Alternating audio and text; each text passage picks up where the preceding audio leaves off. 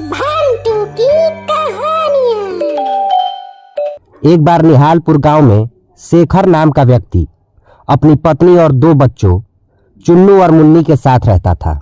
चुन्नू और मुन्नी दोनों ही बहुत शैतान थे और अक्सर गांव वाले उनकी शिकायत शेखर से किया करते थे।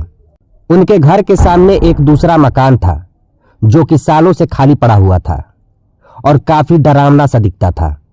एक दिन मुन्नी को उस मकान पर एक औरत दिखाई पड़ती है। अरे चुन्नू, तूने उस मकान की छत पर कुछ देखा?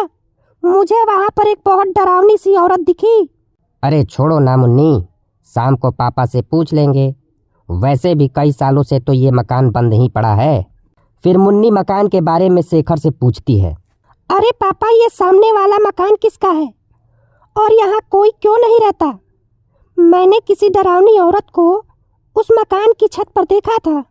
अरे तुम दोनों अपनी पढ़ाई पर ध्यान दो। ये मकान किसका है और यहाँ कोई क्यों नहीं रहता, इससे तुम्हें क्या? वैसे भी हमें यहाँ आए ज़्यादा टाइम तो हुआ नहीं, तो मुझे क्या पता यहाँ कौन रहता है या ये घर ऐसा क्यों है। और ये सब फालतू बातें बंद करो, रोज नई कहानी, गधे कहीं के। इसके बाद शेखर वहां से चला जाता है और फिर चुन्नू और मुन्नी भी बाहर खेलने चले जाते हैं। तभी चुन्नू देखता है कि एक मोती नाम का गांव वाला नदी में नहा रहा है। अरे वाह वाह वाह, इसे कहत है स्विमिंग पूल। ये शहर वालन को देखो, एक बिट्टू भर के गड्ढे में पानी डालकर उसी को स्विमिंग पूल कहत है। आज तो तबीयत खुश हो गई नदी में नहाकर। सही कह रहे हो अंकल, लेकिन आपने चड्डी क्यों नहीं पहनी है? छी छी छी छी। हे, तुम दोनों शैतान यहाँ क्या कर रहे हो? चलो भागो, नहीं तो अभी तुम्हारी पिटाई कर दूंगा। अरे अंकल, खुद नंगे पुंगे घूमते हो और हमें ही डांट रहे हो। ये सही है, अभी मजा चखाते हैं आपको। ऐसा कहकर चुन्नू और मुन्नी मोती के कपड़े लेकर भाग जाते हैं। अरे शैतानो, रुक जाओ, ये क्या कर रहे हो? रुक जाओ बदमाशों, मेरे कपड़े तो दे दो। अरे मेरे कपड़े। लेकिन चुन्नू और मुन्नी नहीं रुकते और मोती के कपड़े लेकर भाग जाते हैं। ये दोनों कहाँ चले गए? अरे मैं अब घर कैसे जाऊंगा? मेरी तो इज्जत ही चली जाएगी पूरे गांव में। हे राम, इन शैतानों ने मुझे इस नदी में ही फंसा दिया। शाम का समय था और अंधेरा होने वाला था।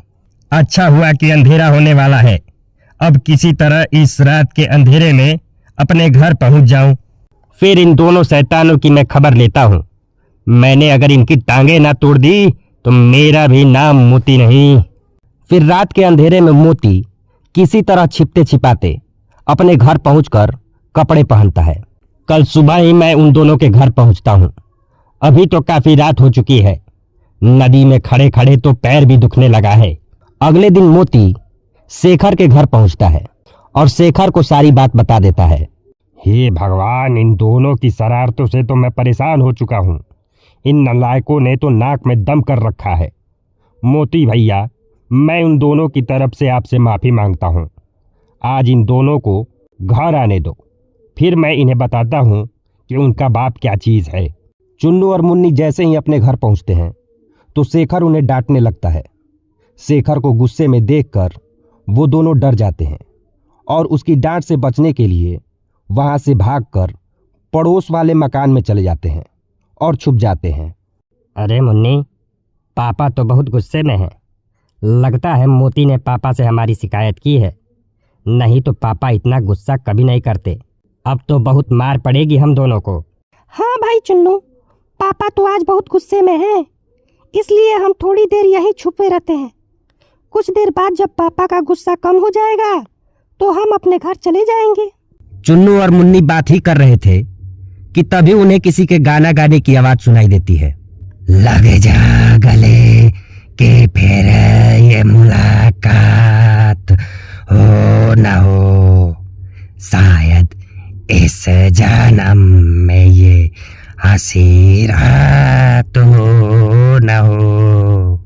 गाना सुनकर मुन्नी चुन्नू से बोलती है। लगता है हमारे पड़ोसियों का ढोलक बनाने का काम है। क्योंकि इस गाने में तो गाना कम, फटे ढोल की आवाज ज्यादा आ रही है। लेकिन मुन्नी, ये गाना गा कौन रहा है? तभी उन्हें एक चुड़ैल शीशे के सामने खड़े होकर गाना गाते हुए दिखती है। चुन्नू और मुन्नी उस चुड़ैल को देखकर डर जाते हैं और तभी अचानक वहां मोती आ जाता है। मोती को देखकर वो दोनों बहुत खुश हो जाते हैं और भागकर मोती के पास पहुंचते हैं। मोती काका, हमें इस चुड़ैल से बचा लीजिए और हमें माफ कर दीजिए। अब हम कोई शैतानी नहीं करेंगे। लेकिन मोती हंसते हुए उन दोनों से बोलता है, हाँ, अब आए हो तुम दोनों बदमाश मेरे चंगुल में। आज तुम दोनों की खैर नहीं। और हाँ, ये जो चुड़ैल तुम देख रहे हो ना, ये मेरी प्यारी पत्नी सलोनी है जो जल कर मर गई थी। चुन्नू और मुन्नी को ये समझ नहीं आ रहा था कि अब वे दोनों क्या करें। तभी चुड़ैल हंसते हुए बोलती है, आज तो इन्हें खाकर मजा ही आ जाएगा। ये दोनों तो बहुत ही स्वादिष्ट लग रहे हैं। यम्मा मिया। अरे इन्हें अभी मत खाना मेरी प्यारी सलोनी, अभी सुबह ही तो तुमने नरेश को खाया था। इन दोनों को कल चटकारे लगाकर खाना, तब तक मैं तुम्हारे लिए और खाने की व्यवस्था कर दूंगा। इधर दोनों बच्चों के अभी तक घर न आने से उनकी माँ बहुत परेशान हो जाती है और शेखर से कहती है, अजी इतनी देर हो गई और चुन्नू और मुन्नी का अभी तक कोई अता पता नहीं है। अब जाओ जरा देख कर आओ ना कि ये दोनों कहाँ चले गए हैं। क्या ये दोनों शैतान अभी तक घर नहीं आए? क्या करूं मैं इन दोनों का? मिलने दो इन दोनों को। आज तो मैं इन दोनों के हाथ पांव तोड़ दूंगा। फिर शेखर वहां से अपने बच्चों को ढूंढने जाने लगता है और जैसे ही अपने घर से बाहर आता है, पड़ोस वाले घर पर उसे मोती दिखाई देता है। अरे मोती भाई, इस समय तुम यहाँ क्या कर रहे हो? काम पर नहीं गए क्या? शेखर की बात सुनकर मोती घबराते हुए शेखर से कहता है, अरे कुछ नहीं शेखर भाई, मैं तो बस ऐसे ही यहाँ से गुजर रहा था। और तुम बताओ, चुन्नू और मुन्नी अभी तक घर नहीं आए क्या, जो उन्हें ढूंढने निकले हो? मोती के मुंह से यह सुनकर शेखर हैरान हो जाता है और मोती से बोलता है, लेकिन मोती भाई, तुम्हें कैसे पता चला कि चुन्नू और मुन्नी अभी तक घर नहीं आए और मैं उन्हें ढूंढने निकला हूँ? शेखर की बात सुनकर मोती डर जाता है। मैंने तो बस ऐसे ही बोल दिया, मुझे कुछ नहीं पता कि वो दोनों कहाँ हैं। मोती की बात सुनकर शेखर को उस पर शक हो जाता है। हो ना हो, ये मोती जरूर मुझसे कुछ छुपा रहा है। मुझे तो लगता है कि चुन्नू और मुन्नी को इसी ने कहीं छुपा कर रखा है और ये इस पड़ोस के खंडहर वाले मकान में क्या कर रहा था। मुझे जाकर देखना चाहिए कि आखिर ये चल क्या रहा है। ये कहकर शेखर अपने पड़ोस वाले मकान की ओर जाता है और खिड़की के अंदर की तरफ से देखने लगता है।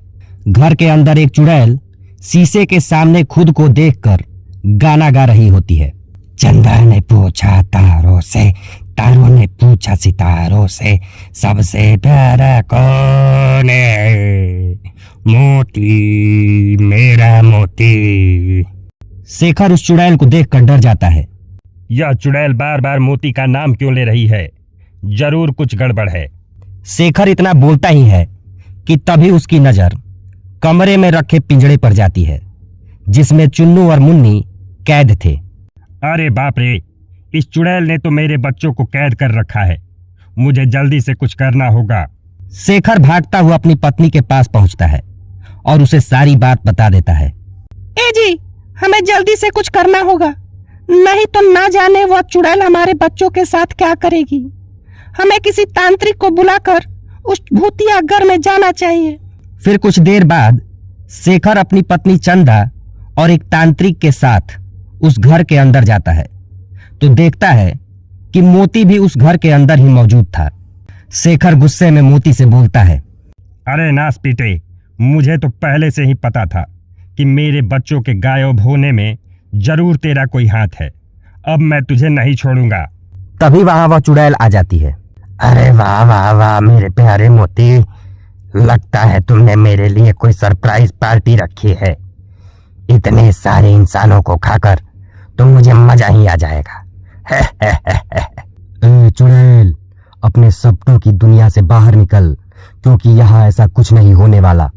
मैं तुझे अपने मंत्रों से भस्म कर दूंगा। बड़े आए भस्म करने वाले, सबसे पहले तो मैं तुझे ही खाऊंगी, दरियल कहीं के। फिर जैसे ही चुड़ैल आगे बढ़ती है, तांत्रिक जोर जोर से मंत्रों का जाप करने लगता है, जिससे चुड़ैल को बहुत तकलीफ होने लगती है।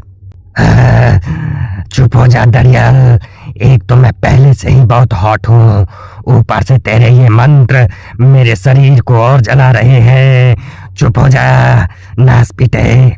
मंत्रों के जाप से वह चुड़ैल वहीं जलकर भस्म हो जाती है। अपनी चुड़ैल पत्नी को जलता देखकर मोती चिल्लाने लगता है, सलोनी, मुझे छोड़कर मत जाओ, मैं तुम्हारे बिना नहीं जी सकता। सलोनी से दूर होने के गम में मोती सदमे में वहीं गिरकर मर जाता है। फिर शेखर अपने बच्चों और अपनी पत्नी के साथ वहां से चला जाता है।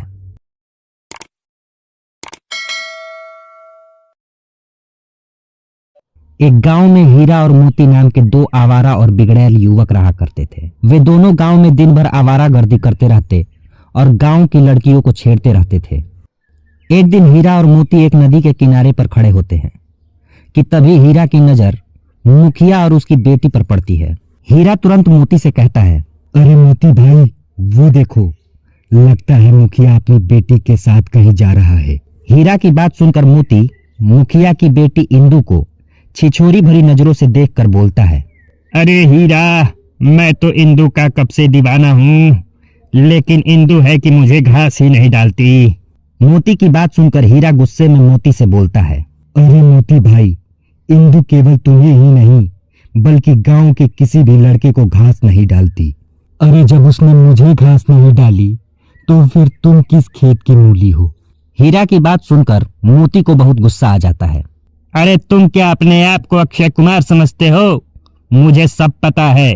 पिछली बार जब तुमने इंदु से बात करने की कोशिश की थी तो उसने चप्पल से तुझे बहुत मारा था। मोती की बात सुनकर हीरा बोलता है, अरे कम से कम मैंने हिम्मत तो दिखाई थी मोती भाई, तुम में तो इतनी हिम्मत ही नहीं है कि इंदु से अपने प्रेम का इजहार कर सको। अभी तूने मेरी हिम्मत देखी कहाँ है? देख, मैं मुखिया के सामने ही इंदु से अपने प्रेम का इजहार करूंगा और मुखिया से इंदु का हाथ भी मांगूंगा।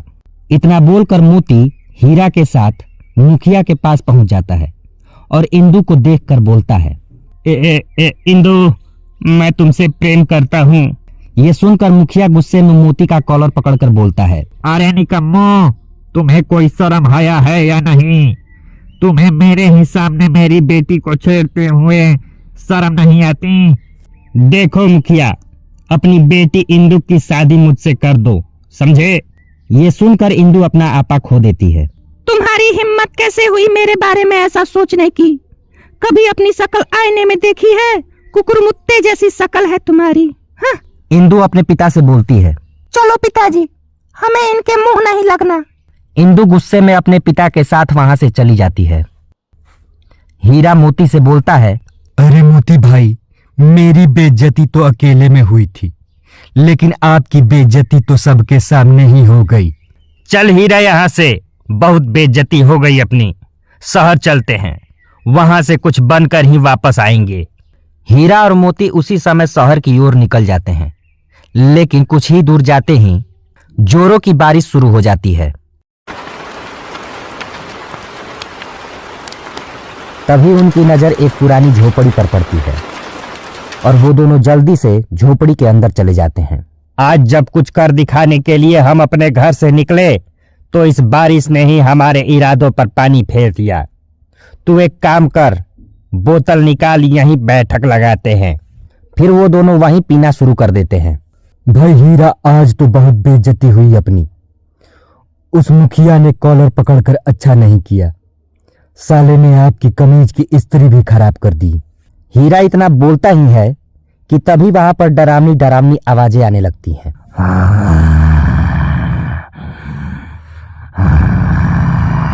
और वहां पर एक चुड़ैल आ जाती है। हीरा और मोती उस चुड़ैल को देखकर बहुत डर जाते हैं। चुड़ैल उनसे कहती है, तुम दोनों में से किसने मुझे बुलाया? ये सुनकर हीरा डरते हुए बोलता है, अरे चुड़ैल जी, हमारी इतनी हिम्मत कहाँ जो हम आपको बुलाएंगे। हम दोनों में से किसी ने आपको नहीं बुलाया। स्त्री शब्द सुनकर मैं शक्तिशाली हो जाती हूँ। मैं एक स्त्री चुड़ैल हूँ। स्त्री नाम सुन के महिला समझाए क्या? चुड़ैल है मैं। ये सुनकर हीरा डरते हुए बोलता है, अरे चुड़ैल जी, मैं तो अपने दोस्त मोती से बोल रहा था कि मुखिया ने उसके कपड़ों की इस्त्री खराब कर दी। हीरा के इतना बोलते ही वह चुड़ैल हीरा को पकड़कर उसका खून पी जाती है और उसे मार डालती है। ये देखकर मोती बहुत डर जाता है। तभी चुड़ैल मोती के शरीर में प्रवेश कर जाती है। ऐसा होते ही मोती की आंखें लाल हो जाती हैं और वह अपने गांव आ जाता है और घर जाकर चुपचाप सो जाता है। अगली सुबह मोती एक ठेला लेकर बाजार निकल जाता है और वहां कपड़ों की इस्त्री करने लगता है। तभी वहां पर बिमला नाम की औरत आकर मोती की ओर देखकर बोलती है, अरे मोती, तुम कपड़ों की इस्त्री कर रहे हो? चलो अच्छा है, तुम्हारे आवारागर्दी भरी जिंदगी से तो यही अच्छा है। वैसे तुम्हारा दोस्त हीरा दिखाई नहीं दे रहा। मुझे नहीं पता वो कहाँ है। क्या तुम्हें कपड़ों पर इस्त्री करवानी है? मैं बहुत कम दामों पर कपड़ों की इस्त्री कर दूंगा। कुछ ही देर में बिमला ढेर सारे कपड़े मोती को देकर आ गई। लेकिन बिमला जब कपड़े लेने वापस आती है तो देखती है कि उसके सारे कपड़े जले हुए हैं। बिमला गुस्से में मोती से कहती है, अरे नास पीटे है, सत्यानाश होते रहा। तूने तो मेरे सारे कपड़े ही जला दिए, यहाँ तक कि मेरे पति की टी शर्ट भी जला दी तूने। ये सुनकर मोती के अंदर की चुड़ैल भड़क जाती है और अचानक वह चुड़ैल मोती के शरीर से बाहर आ जाती है और मोती बेहोश हो जाता है। चुड़ैल को देखकर बिमला डरते हुए बोलती है, चुड़ैल, चुड़ैल। हाँ, स्त्री करने वाली चुड़ैल, तेरी हिम्मत कैसे हुई मेरे इस्त्री किए हुए कपड़ों को खराब बोलने की? इतना बोलकर चुड़ैल बिमला का खून पी जाती है और उसे मार डालती है। उस दिन के बाद मोती बाजार में अपना ठेला लगाकर कपड़ों की इस्त्री करता और कपड़ों को जला देता। जब कोई शिकायत करने उसके पास जाता था तो वह उसे जान से मार देता था। गांव में रहस्यमयी मौतों से परेशान होकर मुखिया अपनी बेटी से कहता है, पता नहीं हमारे गांव को किसकी नजर लग गई। इतनी सारी रहस्यमयी हत्याएं कौन कर रहा है? पिताजी, मुझे तो लगता है कि जरूर इस गांव पर कोई बुरा साया मंडरा रहा है। और उस मोती को ही देख लीजिए, आजकल उसकी हरकतें बहुत अजीब हो गई हैं। लगता है मुझे आश्रम वाले बाबा को बुलाना ही पड़ेगा। अगले दिन बाबा गांव पहुंचते हैं। मुखिया उन्हें सारी बात बता देता है।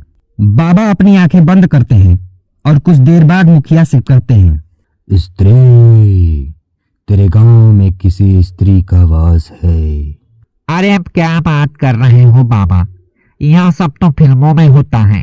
अरे मूर्ख, फिल्मों की बात मैं नहीं कर रहा, बल्कि कपड़ों में इस्त्री करने वाली स्त्री की बात कर रहा हूं मैं। उस स्त्री चुड़ैल ने किसी के शरीर पर अपना कब्जा कर रखा है। ए स्त्री, मेरे सामने आ।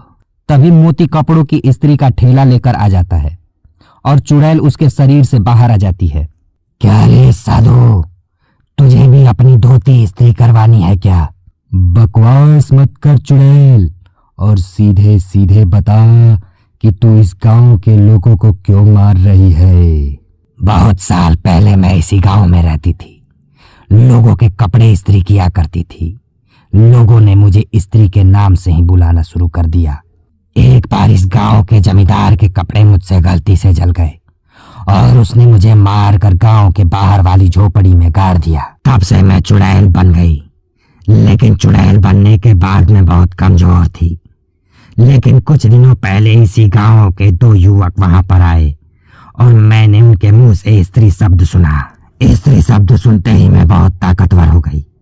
मैंने एक युवक को वहीं मार दिया और दूसरे के शरीर में प्रवेश कर गई। उस जमींदार के किए की सजा तूने बेकसूर गांव वालों की हत्या करके दी। इसकी सजा तुझे मिलेगी। फिर बाबा जोर जोर से मंत्रों का जाप करने लगते हैं और चुड़ैल वहीं जलकर भस्म हो जाती है।